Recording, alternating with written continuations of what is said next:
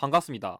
한국사의 해설의 품격사학도 해품사입니다. 이번 영상은 해품사의 한능검 정규강 시합편 제85강 주제인 제주 4.3 사건과 재헌국회의 특징에 대해 다루겠습니다. 이번 주제는 앞서 다뤘었던 광복부터 대한민국 정부 수립 과정에서 다뤘었던 그 제주 3 사건과 그 정부 수립 이후에 만들어진 초기 국회의 특징, 그리고 관련된 법과 관련된 내용 다룰 겁니다. 그래서 사실 다룰 내용 많지 않기 때문에 여기 내용은 좀 가볍게 끝내고 다음 주제들에 조금 더 집중하도록 하겠습니다. 자, 그럼 강의 시작하기 전에 이론 강의 관련 공지사항 전달드리면은, 강의 내용은 공유 전달 필기 모두 가능하지만 출처는 가급적 꼭 남겨주시고 상업적 이용 내지 영리적 이용은 자제 부탁드리며 강의 시작하도록 하겠습니다. 자, 85강 주제 제주 4.3 사건과 재헌국회의 특징입니다. 시기는 1948년부터 1950년인데 여러분들이 이걸 좀 주목하셔야 돼요. 해품사님, 지금 국회의원의 임기는 4년 아닌가요? 할 수 있는데 재헌국회는 좀 독특하게 임기가 2년입니다. 제가 이거 지금 설명드린 이유가 이거 되게 중요합니다. 이거 왜 제가 지금 굳이 짚어드린지 이따 말씀드릴 거니까 이거 잘 파악하시고, 그래서 여러분들이 생각보다 이거를 잘 놓쳐가지고 오답을 고르시는 경우가 많기 때문에 난이도는 조금 높게 잡았습니다. 출제율은 그렇게까지 높지 않기 때문에 제가 보기에는 진짜 잘 나와봐야 이 유형은 5회 한번 나와요. 진짜 잘 나와요. 그래서 생각보다 여러분들이 일단은 이 제주 4.3 사건 자체만이라도 제대로 이해하시면 문제 풀이하는 데는 크게 무리는 없을 것 같습니다. 일단 자, 그럼 학습 전략 제시했습니다. 첫 번째, 제주 4.3 사건의 원인, 특징, 의의를 파악할 줄 알아야 돼요. 그래서 여러분들이 일단 이거 자체가 단독 유형으로 나올 확률이 높고요. 그 다음으로 재헌국회 시기 및 활동의 사례를 파악할 줄 알아야 됩니다. 그래서 출제 원리의 경우에도 문제동 정답에서 제주 4.3 사건과 관련된 특징 및 의의를 출제하고요. 그리고 재헌국회에서 제공된 법의 특징 또는 시기형 유형을 출제할 수 있습니다. 자, 그럼 먼저 핵심 키워드에 제주 4.3 사건 및 여수 순천 19 사건의 특징입니다. 그래서 일단은 제가 지난 강의 때 설명 안 드렸었던 이 제주 4.3 사건과 여수 순천 19 사건에 대해서는 간단하게 설명드릴게요. 어차피 여기는 키워드 외우시면 문제 푸는데 무리 없습니다. 자, 먼저 그래서 이 제주 4.3 사건은 뭐냐면 그 최초의 보통 선거인 50 총선거 거의 직전에 발생한 사건인데, 아무래도 이 남북 뭔가 협상 이런 걸로 통해 가지고 나름대로 단독 정부 수립을 반대하는 그런 활동이 있었지만, 결과적으로 그 유엔 임시위원단 의거해 가지고 이런 남한만의 단독 선 결정되니까 당시에 약간 좀 그 국내 좌익 계열의 정당이 이 남조선 노동당 이 세력들 중심으로 당시에 이 무장대 일으켜가지고 나름대로 좀 봉기 일으켰어요. 약간 이때 당시 약간 뭐 미국과의 살짝 긴장 관계 같은 것도 있었고, 어쨌든 간에 당시에 이 남한만의 단독 정부 수립에 반대하기 위해서 좀 가장 크게 결정적으로 발생한 봉기 중에 하나가 이거였어요. 아무튼 간에 그래가지고 이 제주 3 사건은 결과적으로 남한만의 단독 선거를 반대하기 위해 가지고 실제 발생했고, 그래서 이로 인해 가지고 제주도의 두 선거구는 이 선거를 실시하지 못했어요. 그래가지고 사실 이게 어제 이런 식까지 이렇게 하면서 반대했었지만 결과적으로 선거 치러지고 이게 제주 3 사건이 정부가 수립된 그 이후에도 계속 발생하니까 당시에 이 정부에서 토벌대를 만들어가지고 정부랑 이 미군 협쳐가지고 이 무장대 토벌하기 위한 그런 좀 군대를 파견했는데, 여기서 문제점이 발생한 게 뭐냐면 사실 그러면 이 무장대만 제거하면 되는데 이 과정에서 무고한 민간인들까지 대량 학살이 발생하는 그런 문제가 발생한 거예요. 그래서 사실 이 사건이 그래서 조금 논란성이 많은 주제인데, 사실 그래서 이 어떻게 보면은 이 당시에 솔직히 이 자체를 완벽하게 잘했다 이렇게 썩 평가는 어려울 수도 있을 것 같은데,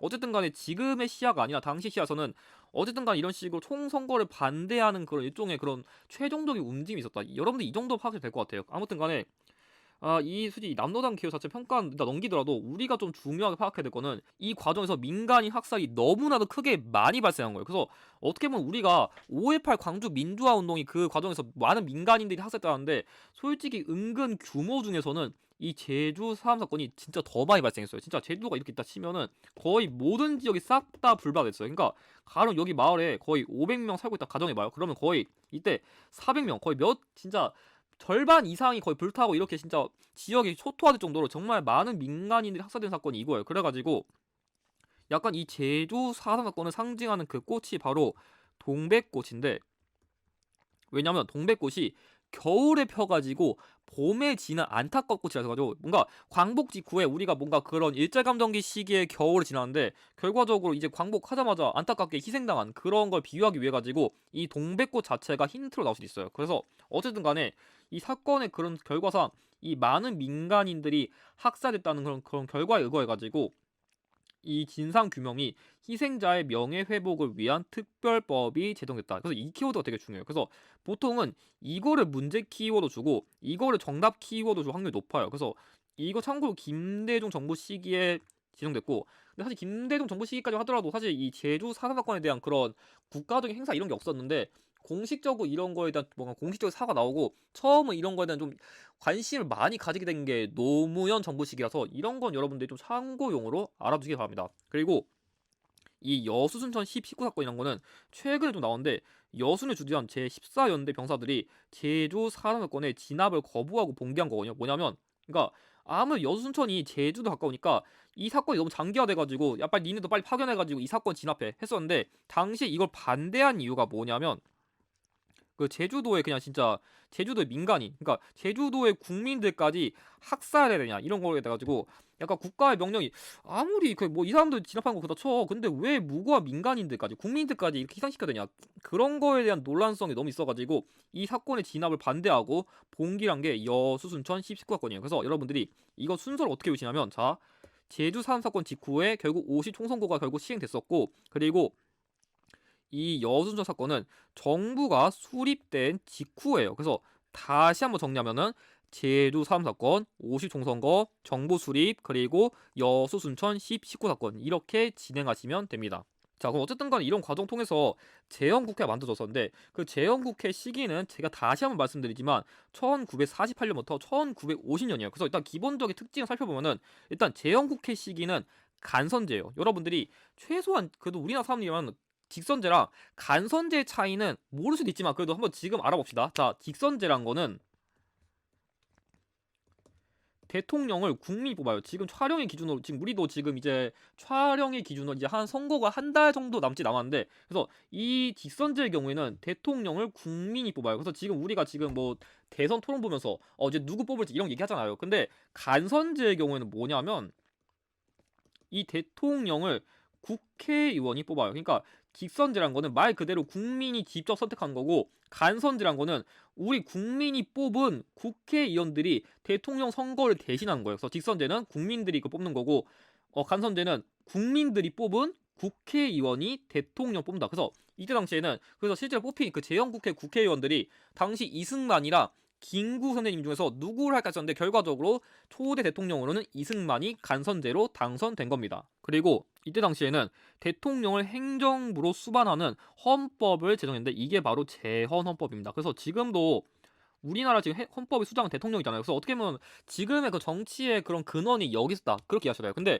해풍사님 지금 왜 계속 1948년부터 50년이라는지 좀 궁금한데, 왜냐면 이 재헌국회란 거는 일종의 이 재헌 헌법을 만들기 위한 과도기적 성격으로서 만든 국회예요. 그래서 좀 다른 국회에 비해서 얘네들은 진짜 국회 뽑는 것보다 일단 이 재헌 헌법 만들기 위해 가지고 조금 더 그런 중간 과정으로서의 그런 국회로서 만들어진 거기 때문에 다른 시기에 비해서는 임기가 유일하게 낮아요. 그래서 보통의 국회의원의 임기는 4년인데 이때는 유일하게 2년이니까 여러분들이 이거 헷갈리시면 안 됩니다. 왜 헷갈리면 안 되는지 제가 다 설명드리면 이제 이해하실 거예요. 아무튼 간에 이 재헌국회는 5시 총선거, 최초의 보통선거를 통해서 구성됐다. 이것까지 기억해 두시길 바랍니다. 자, 그러면 재헌국회에서 어떤 걸 만들었냐? 오늘 다룰 내용은 이건데, 여기서 여러분들이 조금 더 중요하게 볼 거는 이 농지개혁과 반민족행위자 처벌법입니다. 그래서 이 두 가지가 가장 잘 나오기 때문에 얘네 둘부터 먼저 외우세요. 그래서 일단 농지개혁이 뭐냐면 경자유전의 원칙이라 해가지고 이건 무슨 말이냐면은 농사, 그러니까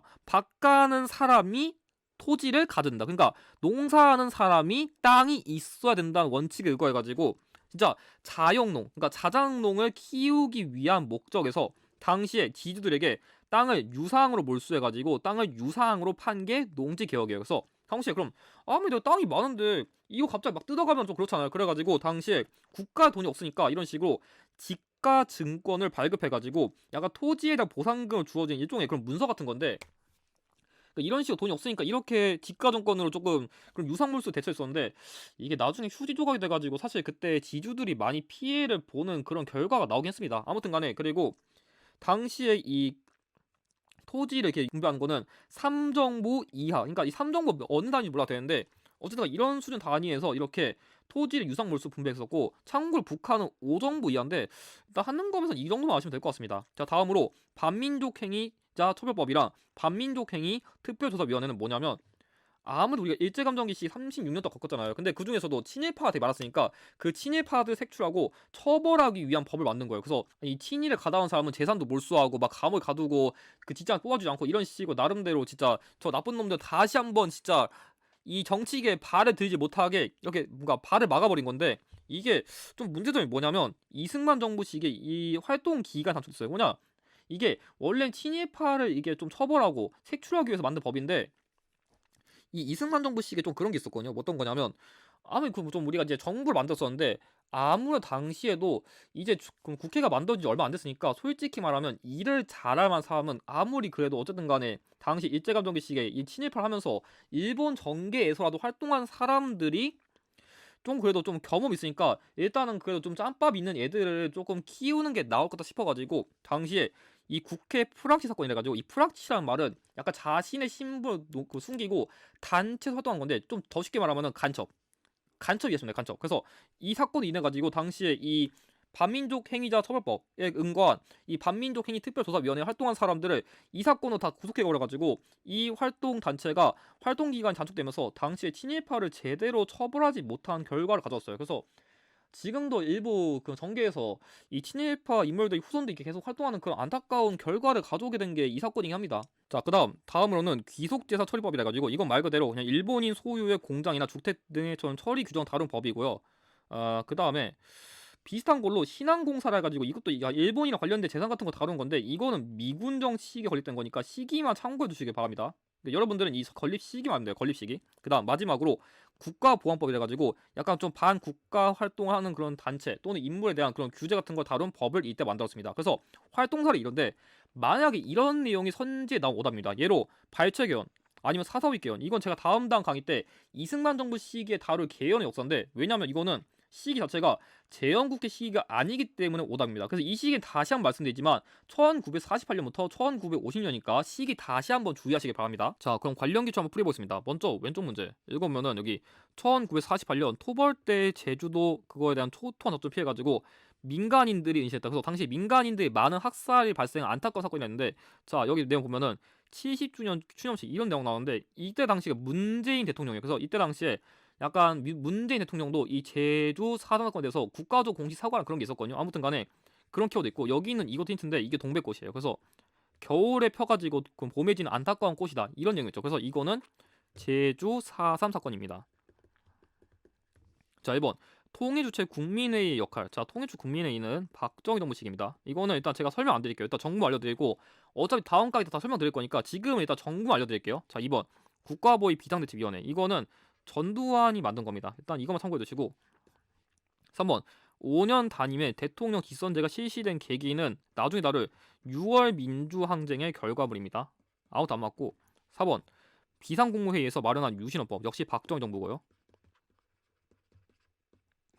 자, 5번 단독정부 수립에 대한 반발로 일어난 사실. 그래서 이 남한만의 단독정부 수립을 반대하기 위해서 발생한 사건이 제주 4.3 사건이었습니다. 정답 5번이고, 자 5층 문제 읽어보면은 일본 정부가 통모하여 한일합병에 적극 협력한 자, 한국 주권 침해 조약 또는 문서를 조인한 자, 이런 사람들은 무기징역 그리고 재산 다 뺏어버린다. 그리고 독립운동가나 가족을 악의로 살상, 박해 그리고 지휘한 자는 이건 무사형 또는 무기 또는 5년 이상의 징역. 그래서 이런 식으로 친일파에 대한 지금 처벌을 다룬 내용이 나왔으니까 이게 바로 아까 제가 설명드린 반민족 행위 특별법이에요.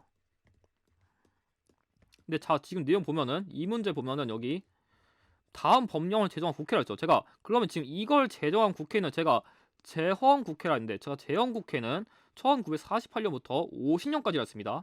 자 1번 우리나라 최초의 보통선거를 통해 구성. 자 50총선거를 바탕으로 만들어졌죠. 맞고요. 2번 대통령 행정부 수반으로 규정한 헌법 제정. 맞죠? 재헌헌법. 3번 유상매수 유상분배 원칙의 농지개혁법 통과. 농지개혁 맞죠? 4번 일제강점기 재산 처리를 위한 귀속재산 처리법을 제정했다. 맞고요. 5번 초대 대통령에 한해 중임 제한을 폐지하는 내용의 개헌안이 통과. 이게 바로 아까 잠깐 언급한 4.4.5.2 개헌인데 이건 1954년이에요. 그래서 여러분들이 재헌국회 시기랑 그 특정 대통령의 정부 시기 다른 거예요. 그러니까 뭔 말이냐면 지금 대통령도 임기가 발생한 다음에 몇 년 뒤에 국회 또 선거했잖아요. 그러니까 대통령 시기랑 국회 활동 시기 똑같지가 않아요. 그러니까 대통령이 당선된 다음에 국회 선거 또 할 수 있는 거고 국회가 새로 만들어진 다음에 또 대통령 선거할 수 있는 거고. 그래서 여러분들이 국회 시기랑 대통령 정부 시기는 엄연하게 다른 거기 때문에 이거를 좀 잘 구별하실 필요가 있습니다. 정답 5번입니다. 그럼 이것으로 85강 강의를 마치도록 하겠습니다. 이번 강의에서 활용된 기초의 추천 다음과 같습니다. 그럼 강의 보시느라 수고하셨고 다음 86강에서는 6.25 전쟁에 대한 내용을 다루도록 하겠습니다. 영상의 내용이 도움이 되셨다면 좋아요와 구독을 부탁드립니다. 감사합니다.